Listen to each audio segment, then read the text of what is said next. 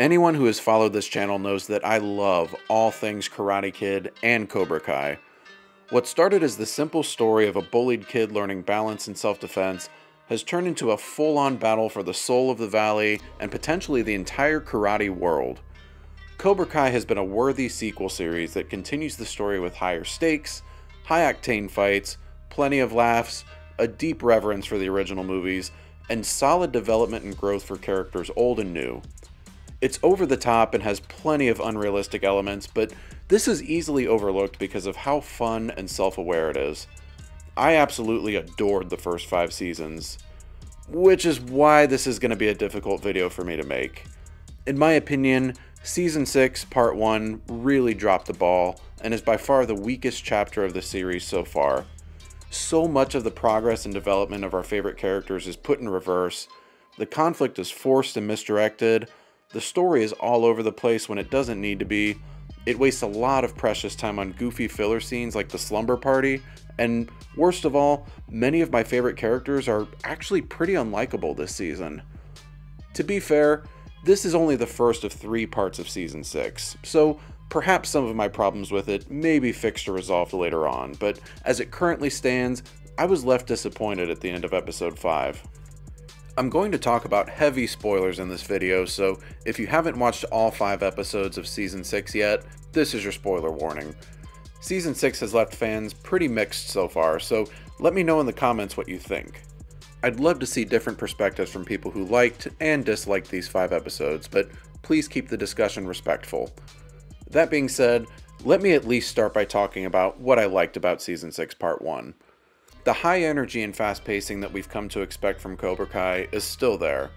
Many of the jokes land, especially from Johnny, and it has all the fun and over-the-top fights that fans could want. Not all of them are great, but most of them are. The pacing is still really good and keeps the tension and intrigue high, making it a binge-worthy 5 episodes. My favorite element of the season so far is Kwon, the Korean student that John Kreese mentors. He's played by Brandon H. Lee, a 5th degree black belt and national champion in Taekwondo, and he was also Simu Liu's stunt double in Shang-Chi. He's troubled, intense, lethal, and exactly the kind of mentee that Kreese was ready to sink his fangs into. While the adult characters have already had menacing rivals like Terry Silver, I feel like this is the first truly intimidating rival that we've seen for the teens. Kwon is going to be a menace during the tournament, and I can't wait to see what they do with his character. I also have to mention Peyton List, who gives an incredible and emotional acting performance. She demonstrates a lot of range this season, and the scene where she discovers that her mother died is absolutely chilling. I don't like where they took her character this season, but Peyton List herself deserves a shout out for her acting. That being said, I have to get into what didn't work for me in Cobra Kai Season 6. For starters, the conflict was very forced, and all the relationships and friendships built up over 5 seasons were either halted or put in reverse. The conflict should have been as simple as Miyagi-Do fighting to stop Cobra Kai from going global, but instead, all of the conflict comes from within Miyagi-Do. We get heavy tension between Dimitri and Hawk, Kenny and Anthony, Miguel and Robbie, Sam and Tori, Mike and Daniel, Mike and Johnny, Chosen and Johnny, and most annoyingly, Daniel and Johnny once again. Most of it is caused by the fact that the Sekai Taikai only allows 6 fighters from each dojo. Remember in Season 5 when Miguel, Robbie, and Hawk amicably and easily picked their representative with no issues? Well, now there's all sorts of drama over who gets the most flags to get into the tournament. Yes, that's how they decide the winners, is by grabbing flags and finding them in the woods instead of, fighting each other. It's like there was an intentional effort to put in as much Miyagi-Do infighting as possible, but these are all feuds that we've seen many times before. Seasons 1 through 5 worked hard to ensure that all of these characters end up in the same dojo and on the same page. But then Season 6 comes along and seems to undo a lot of that. Daniel and Johnny are very different people, so it makes sense that they would butt heads once in a while, but Season 5 established that they'd become great friends. So it was incredibly frustrating to see another falling out between them in Episode 5. Johnny has been my favorite character throughout this entire series, but man, I could not stand him this season. He starts by conceding to Miyagi-Do and its ways, but then complains when he doesn't always get to train the kids his way. When he's trying to afford a home for his family, Daniel gives him a great job, but then Johnny disrespects him at work every chance he gets. He throws a weird sleepover with Devin, Sam, and Tori, and uses Miguel and Robbie's phone to try and get them to fight each other. That goes beyond the weird lovable Johnny. For me, that was just weird.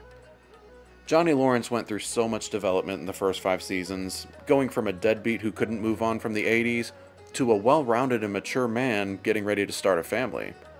All of that gets reversed in Season 6, and he's back to being an immature hothead again.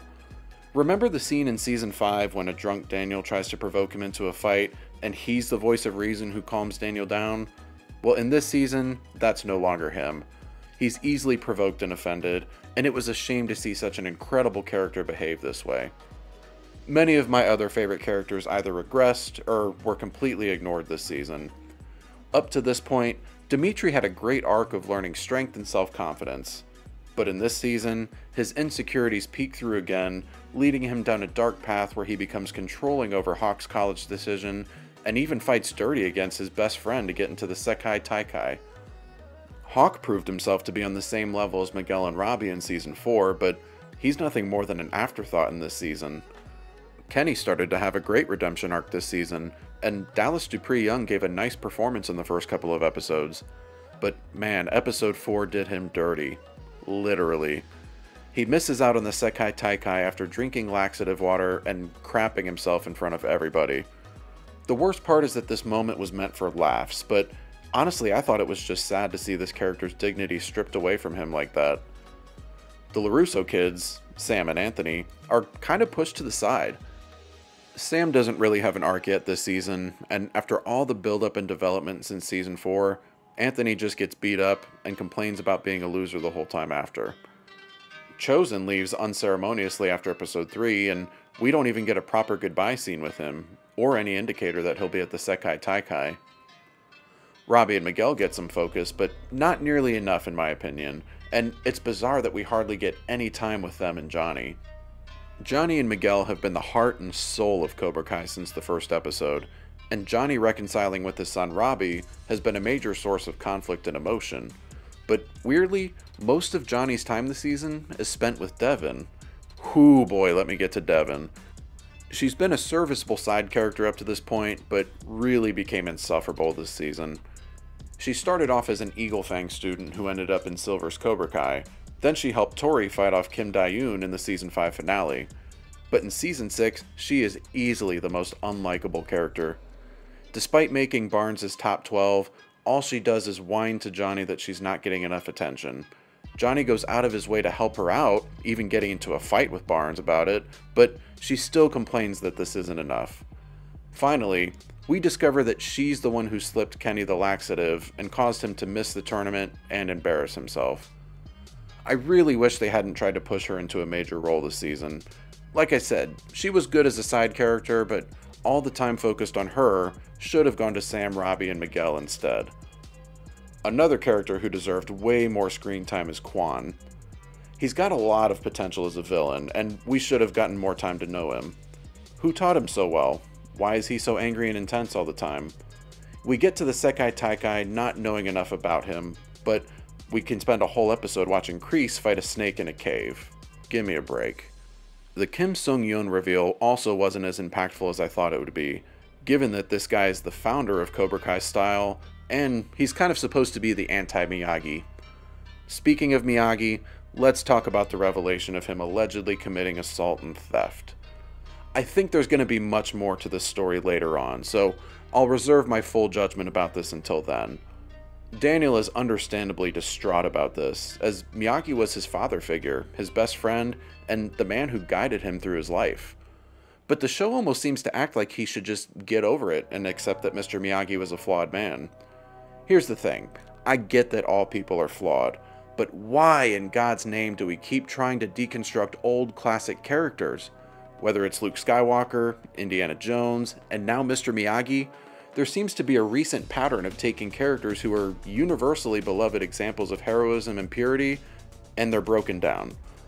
Why can't we just let Mr. Miyagi be Mr. Miyagi, the most lovable man in cinematic history and my favorite movie character of all time?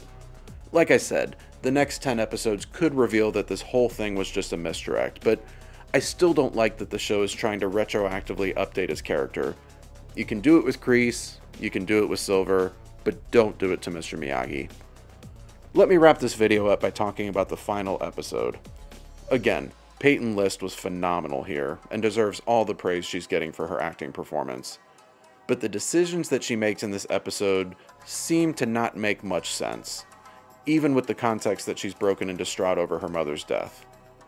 John Kreese pays her a visit in this episode, and as a side note, how does this man seem to teleport wherever he wants in this season with no difficulty whatsoever? Isn't he an escaped prisoner being pursued by the police? Anyway, I got off track. He pays her a visit and tries to woo her back to Cobra Kai. She denies, of course, but after her mother dies, she's determined to work through it by fighting Sam as hard as she can to earn the team captain spot. She's visibly distressed before and during this fight, yet no one outside of Devon seems to bother to ask if she's okay. Daniel stops the fight with Sam, which leads to Tori having a meltdown over the loss of her mother. She wants to fight, but the LaRussos try to calm her down and wait until she's in the right headspace. I happen to agree with them on this, but Johnny openly calls them out and undermines them, leading to her storming off. Hawk takes her place in the Sekai Taikai, and there's no real transition or build-up when they get to Barcelona. They're just already there. It would have been nice to get a sense of the setting when they arrive, and to meet some of the participants from the other countries. But, of course, no, we had to spend more time with Johnny house hunting or throwing a slumber party. Anyway, that being said, Cobra Kai reveals themselves, and the big twist is that Tori ended up joining forces with Kreese and Kim Dae-yoon. I've got some major problems with this. First of all, doesn't she have a little brother that she's trying to get custody of? Did she really leave him in the time of grieving to go train in Korea? She really joined forces with the man who manipulated her and the woman who literally tortured her in Season 5? I understand that she was upset with the LaRussos, and that's fine, but she had a loving boyfriend and a huge support system that she could have leaned on during this difficult time. Apart from one brief conversation with Kreese at the beginning of the episode, there was no indication that she wanted anything to do with Cobra Kai.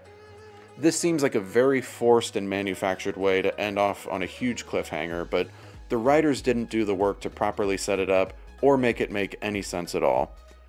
This twist capped off a disappointing part 1 of Season 6. I've said before that I feel like Season 5 would have been the perfect series finale. It capped off every storyline and character arc beautifully, but Season 6 is already undoing that great ending. I really wanted to like Part 1, and as a major fan of the show, I hope Part 2 is better when it comes out in November. But again, let me know what you think. Please leave a comment, like and subscribe if you enjoy my content. Thanks for watching, and I hope you all have a good one.